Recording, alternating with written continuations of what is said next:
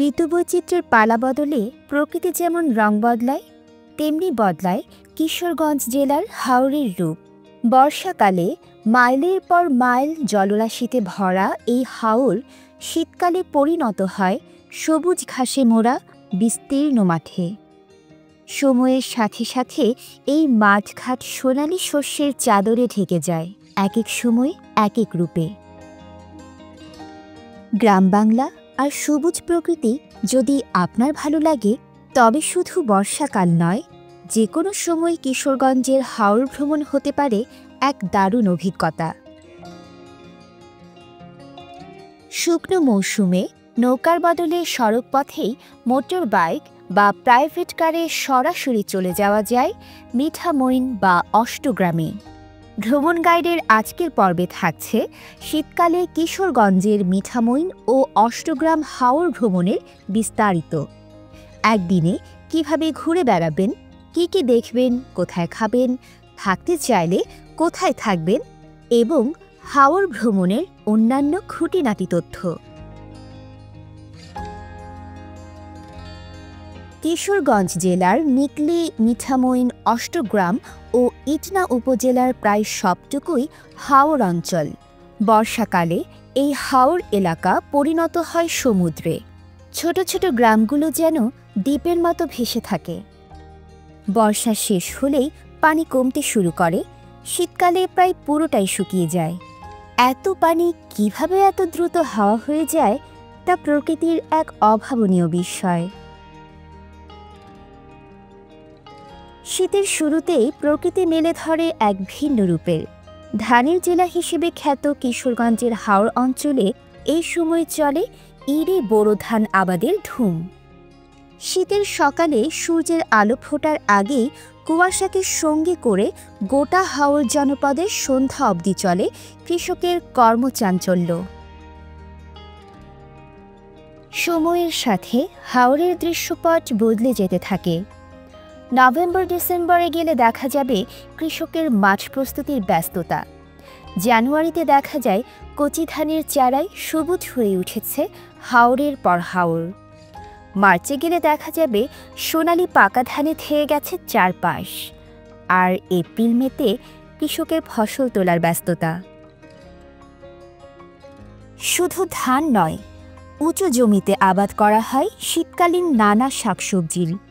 সরিষা, ভুট্টা, ক্ষীরা, মিষ্টি কুমড়া, তিল সহ নানা রকম শস্য ক্ষেতের হলুদ, সাদা, সবুজেও মুগ্ধ হবেন যে কেউ। কিশোরগঞ্জের হাওর ভ্রমণে সবার আকর্ষণের জায়গা মিঠামইন অষ্টগ্রাম হাওর রোডের দুই দিকে যতদূর চোখ যায় পুরোটাই সবুজ প্রান্তর। কোথাও ধান ক্ষেতের সারি, কোথাও অবারিত উঁচু ভুট্টা ক্ষেত, আছে নানান শীতের সবজি। কোথাও দেখা মেলে বিশাল সবুজ ঘাসের ভিন্ন এক জগতের। এই বিশাল ঘাসের প্রান্তর দেখে ভাবতে পারেন এটাই হয়তো বাংলার নিউজিল্যান্ড। হাওর রোডের দুই পাশে দেখা মিলবে হাঁসের খামার ও গরু মহিষের বাথান। সবুজ প্রান্তর জুড়ে গরু মহিষ চড়ে বেড়াচ্ছে আপন মনে। কোনো কোনো বাথানে উৎপাদন হয় দুধ। চাইলেই সুলভে খেতে পারেন গরু বা মহিষের একদম টাটকা দুধ। দূর দূরান্ত থেকে মানুষ আসে এইখানে কৃষি জমিতে কাজ করতে। তারা অস্থায়ী আবাস গড়ে তোলে হাওরের জমিতে। সেখানেই থাকা খাওয়া তাদের সংসার। ফসল তোলা শেষে বর্ষার আগে তারা সব গুছিয়ে আবার চলে যাবে নিজ গন্তব্যে। জিরাতি নামে পরিচিত এই কর্মঠ লোকেদের জীবনযাপন আপনাকে অবাক করবে।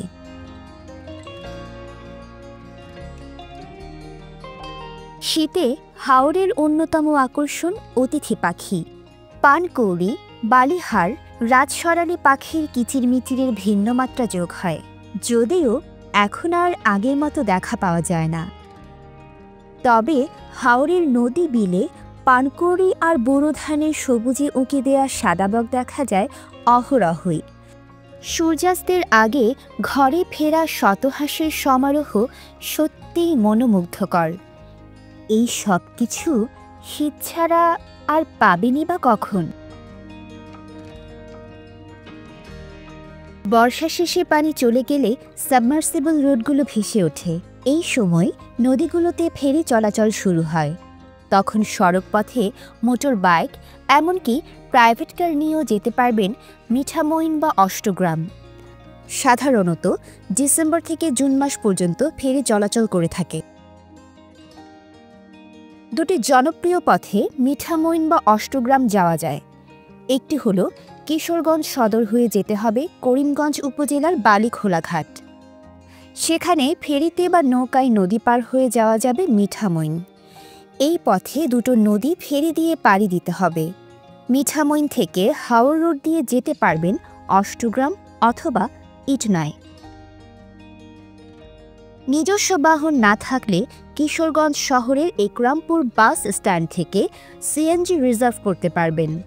এছাড়া বালিখোলা ঘাটে বা মিঠামইন পৌঁছেও সেখান থেকে অটোরিকশা অথবা মোটরসাইকেল পাবেন হাওর রোড ঘুরে দেখার জন্য। আরেকটি উপায় হল কিশোরগঞ্জের বাজিতপুর উপজেলা হয়ে অষ্টগ্রাম যাওয়া। বাজিতপুর দিঘির পাড় লঞ্চঘাটে ফেরিতে বা নৌকায় নদী পার হয়ে যাওয়া যায় অষ্টগ্রাম। অষ্টগ্রাম থেকে হাওর রোড দিয়ে যাওয়া যায় মিঠামইন। ঢাকা কিংবা তার আশপাশ থেকে ভ্রমণ করতে চাইলে কিশোরগঞ্জ শহরে না এসে এই রুট প্ল্যানে গেলে সুবিধা হবে আপনার। তবে মনে রাখতে হবে, বর্ষার শুরুতে পানি বাড়তে শুরু করলে ফেরি সার্ভিস বন্ধ থাকে। তাই প্রাইভেট কার নিয়ে ঘুরতে গেলে অবশ্যই শুকনো সময় অর্থাৎ ডিসেম্বর থেকে জুন মাসে যেতে হবে। সত্যি বলতে কি, মিঠামইন বা অষ্টগ্রাম হাওর যাওয়ার পথ নিজেই এক অনন্য অভিজ্ঞতা।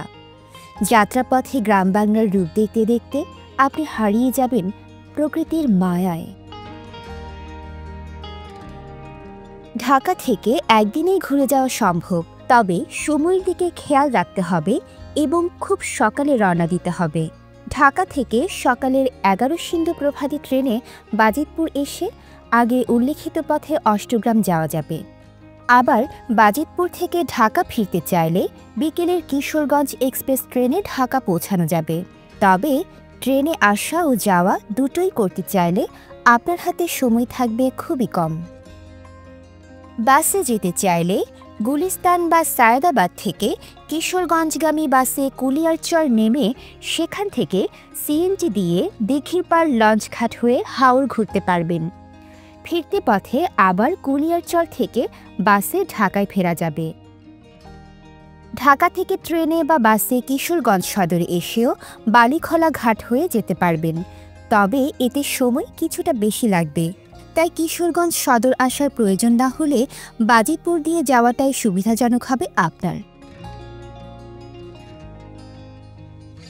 অষ্টগ্রাম বা মিঠামইন বাজারে মোটামুটি মানের দেশীয় খাবার হোটেল আছে।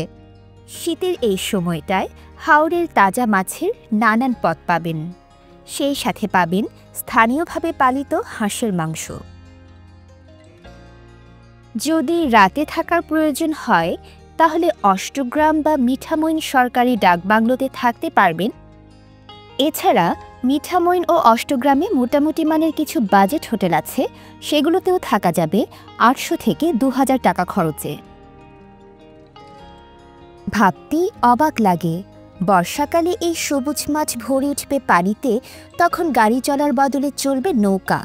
প্রকৃতির এই বিস্ময় সৌন্দর্য উপভোগ করতে হলে বর্ষা এবং শীত দুই সময়েই যাওয়া উচিত মিঠামইন বা অষ্টগ্রামের হাওরে।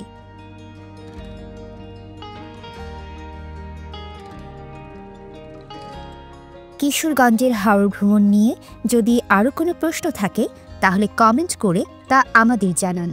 ভিডিওটি ভালো লেগে থাকলে শেয়ার করুন বন্ধুদের সাথে। আর আমাদের ভ্রমণ গাইড চ্যানেলটি সাবস্ক্রাইব করা না থাকলে ঝটপট করে ফেলুন। পরের পর্ব দেখার আমন্ত্রণ জানিয়ে আজ এখানেই শেষ করছি। সবাই ভালো থাকুন ও নিরাপদে থাকুন।